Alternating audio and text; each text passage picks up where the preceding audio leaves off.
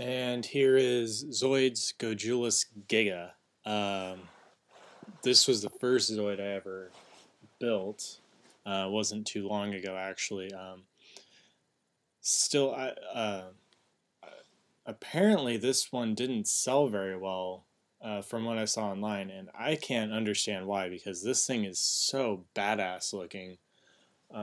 It's quite long, as you can see by the pilot guy's tiny.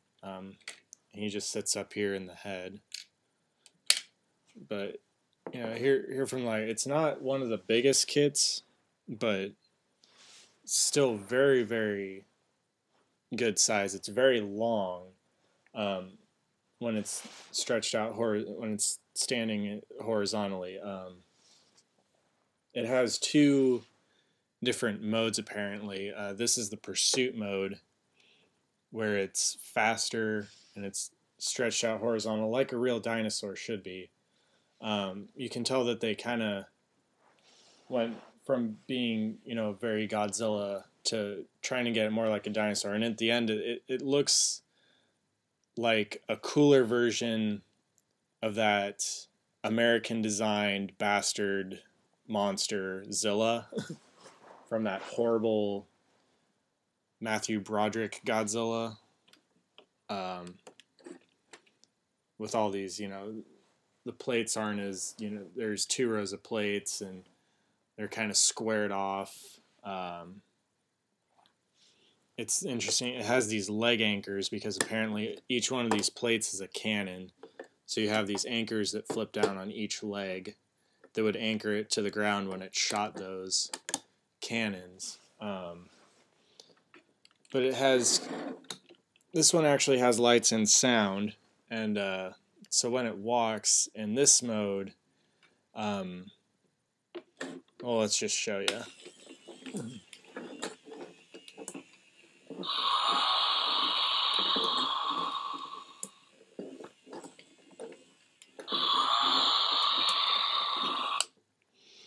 So yeah, as you can see, the eyes turn red, and it roars as it walks, which is pretty cool. These are supposed to be laser blades here on the tail, I guess, and you can flip them up if you want, but I like them out. It just adds a little more length, makes it a bit more impressive. But to get to the other mode, which is battle mode, I think it's called, or fighting mode or something, you just kind of bend the tail up at those two joints, and then release, and then you twist the actual hip plates down, which once both of those are down, it releases the head, and the head will just kind of flop around at that point, and then you can kind of bend the head down. And here you kind of have the more traditional Godzilla or Godzilla stance, the inaccurate stance, the one that makes paleontologists cry. So when it walks in this way, obviously the head's disabled, but here in battle mode,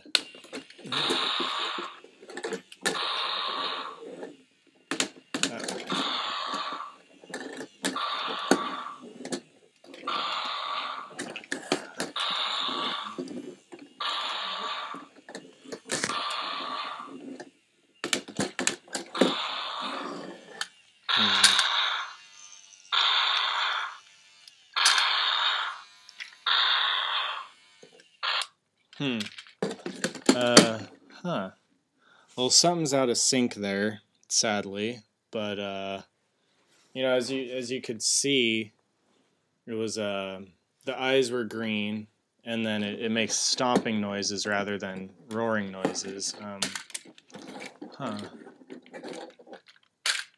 There it goes. That ought to fix it.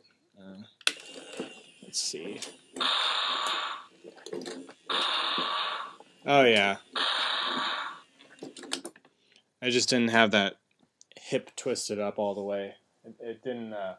You gotta be careful, because if they don't click into their position, it'll have problems walking in either mode. So The other neat thing about this is it came with adapter parts. I actually had to replace this cap on the hand because I have a second set of Gojulas cannons, and the hand cannon won't fit over the normal caps. So you just put that on, and then these will come off. You put this adapter on here, and then I already have the cannons attached to this other adapter. As you can see, it gives it much more conventional firepower. It actually makes it look pretty badass. And really, it doesn't look quite as good as it did on the original Gojulas because these caps don't go down quite as far. Because it has, the pegs are long, kind of like on the back one. It's meant to combine, I guess, with the Block series, but I don't have any of those. It was originally designed to equip a different pair of cannons, and then these were kind of, but they were molded so that these cannons would still work, but it seems a little bit more of an afterthought in some ways, but it still looks really good, you know, especially all of these little points, you know, especially on the tail, on the arm, the hips. There's all these different points where you can equip extra weapons, so it can be quite decked out, you know, mobile fortress if you want it to be. Very, very cool. I would actually highly suggest this one if you can find it for a good price. They actually go for pretty cheap because they weren't very popular when they first came out. Zoids Gojulas Giga.